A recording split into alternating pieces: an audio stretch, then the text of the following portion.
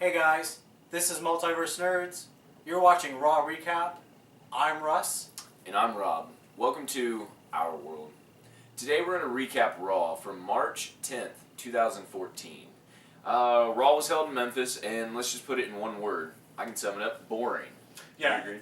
the episode as a whole was a steaming pile of hot garbage. Mm-hmm. Hogan came out. I thought it had potential. You know, he started the night coming out. Here's, Hogan. Yes, we have some excitement. He comes in, talks about all his Hulkamaniacs. He announces the 30-man Andre the Giant Battle Royal for a trophy. Yeah, immediately after he announces this, they show like the vignette of the trophy. It looks like an Oscar trophy, but it's just Andre the Giant. And he's like this. Okay, here's my question: a Battle Royal. 2 months ago, didn't Batista just win a Battle Royal pay-per-view? For his title shot at WrestleMania, not a trophy. Yeah, I literally put in my notes, why don't they just bring back King of the Ring? Yeah. There was so much more going into that than Hulk Hogan's dream or whatever the heck he said it was. He had a dream. That was Martin Luther King, not you, Hogan, sorry. I mean, hey, seriously. But after he announces it, Cena comes out and says he wants to be the first one to enter the Royal. The crowd booed him the whole time, which I thought was funny, but here he comes using Hogan to, get some cheers. But then, thankfully, someone saved the show as the Wyatts come out. Bray, in my opinion, is a true heel. I mean, the guy is setting the heel category for the WWE right now. I agree completely. He comes out. I did like the comment. I actually got it typed up here. I said, Cena looks like he's a homeless man from Margaritaville looking for his lost acre of salt. Instead, he found 2 goons, a tiki torch, and a rocking chair from Cracker Barrel. I did chuckle with that because it seemed like he just rolled that off. Yeah, that was pretty funny. He did his best Rock impression. Yeah, and he's had so many matches with The Rock, the once-in-a-lifetime matches, that it sounded pretty good. Matches.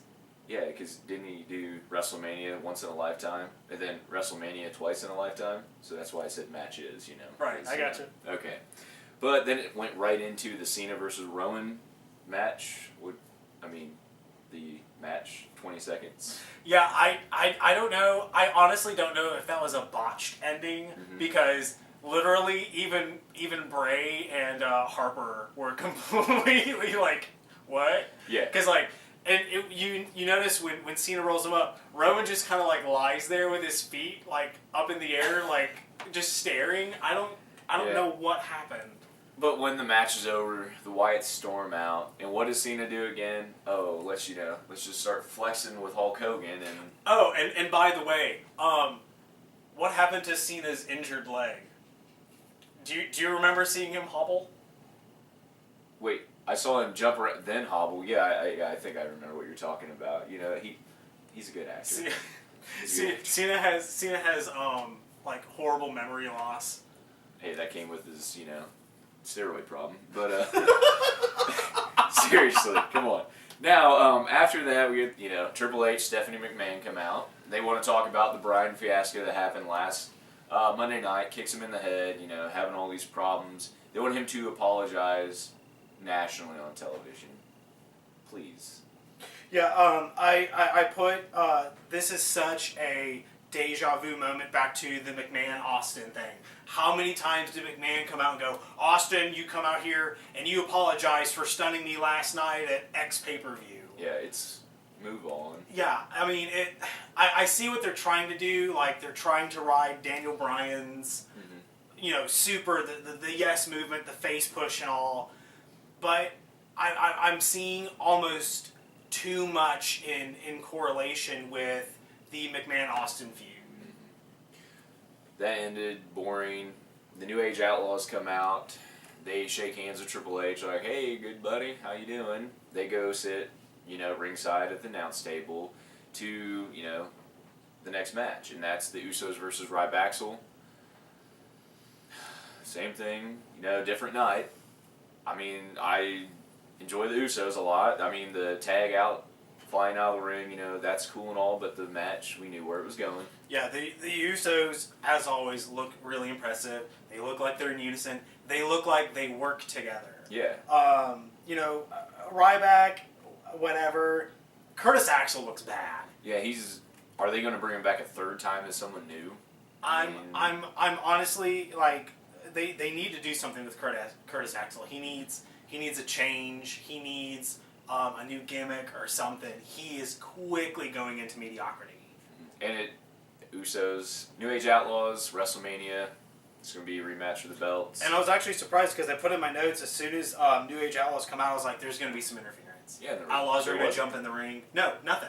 It was a clean match. I was actually kind of surprised. Yeah, I was shocked by it. Usos got the win. Then it cut backstage. We have Kane talking to the Shield, which I was excited for. He's talking about, cracks in the Shield and how they better get something together or, they're not going to be big with the WWE anymore. So he puts them against the Rhodes Brothers. I was excited for the match until the match actually happened, which we'll talk about later, but it was one of those that, got me pumped. Yeah, one of the things I really liked about this segment was Seth Rollins actually talked. The majority of the time. It was Seth Rollins carrying the group. And I'm so happy to continue to see this because Seth Rollins, again, and I even put in my notes, love seeing him step up. I love seeing him say, flesh out his character. He stands out between Ambrose and Reigns. And in fact, here lately, I know you and I talked about this last week, Seth Rollins is really coming into his own as a really good competitor. Yeah, and I mean, he has a potential to, have a big push on his own if they break up. Because I don't know if they're going to lean that way anymore because they're starting to pull them back together as a group, kind of putting Ambrose to the side, pulling Reigns kind of like your big man, only more centralized, and Rollins now getting, his push. So I agree. But then it goes to another deja moment for me with Big E versus Swagger. Again. Yeah, I put in my notes. I'm more interested in Cesaro standing on the outside than I am in the match. Yeah. Exactly. Laughing at him the whole time. And then it gets done, and there's a bunch of friction. They had to shake hands. Cesaro's crippling Swagger with his handshake. I'm like, yeah, the whole handshaking thing reminded me of the whole so and so stole my cookie, daddy, blah blah blah. I'm assuming that's what they were going for, but I was like, this is getting drawn out. They need to fight it out. Book a pre-match or something at WrestleMania between these two. I was really hoping when Zeb took off his jacket and threw it down, I was hoping he was going to elbow drop it. I mean, seriously, he just grabbed his mustache.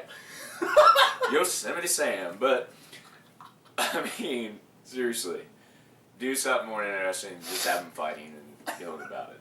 Right. Then we had the next moment that was just yes, it's going to really save this show that's really boring. Taker comes out. He gets in the ring, it's after 45 minutes of walking. Oh my goodness, forever, okay? Thank goodness he's going to retire soon and Bray's taking over because Bray at least gets there a little faster, okay? In the dark. I want to see Taker come out on his little rascal down to the ring. It'll stall and just... But, he finally gets in the ring. You think he's going to cut this awesome promo, and then what happens? Paul Heyman's already at the top of the Titantron before Taker even pulls the mic to his lips. Immediately I put in my notes, Taker's not even going to talk. It's just going to be Paul Heyman because they did this last year. Taker would come out. He would set up like he's going to talk. Something would happen. He doesn't talk. Yes. I think he talked a couple of times last year. But, yeah, Paul Heyman starts running his mouth, and he's like, Taker, I'm such a fan of yours, and the streak it's worth protecting because, and he starts doing actually a pretty good piece where he compares Taker's streak to Shawn Michaels, to Stone Cold Steve Austin, to The Rock, to all these other superstars. Yeah. And then Paul Heyman goes, oh, but you need to be prepared because if you go to WrestleMania 30 against Brock Lesnar, Brock Lesnar's going to put you down, and it's going to be over. Yeah, and then it cuts, after 20 minutes of Paul Heyman talking for The Undertaker's promo, Undertaker finishes up with, he will rest in peace. It's great. I was excited. Now it's just eh. Yeah, I mean, it was a pretty stereotypical reaction from Taker. I mean, it's still cool to see the guy hold the mic and spit his 3 sentences. Because we grew up with him in his prime, doing all that he did with his dastardly ways, and it was just this is you know, still fun. Just like Hogan coming out, it was still awesome to see, even though we knew he wasn't going to do it. Yeah, but the nostalgia factor is beginning to, like, I really hope WrestleMania 30. I'm really hoping stop it at 22-0. Yeah. Just Taker doesn't need to do anything else. Maybe next year against Cena, but really I don't think there's anyone. Why Cena? We don't need Cena to get another pop off another superstar. I just want to see him go down.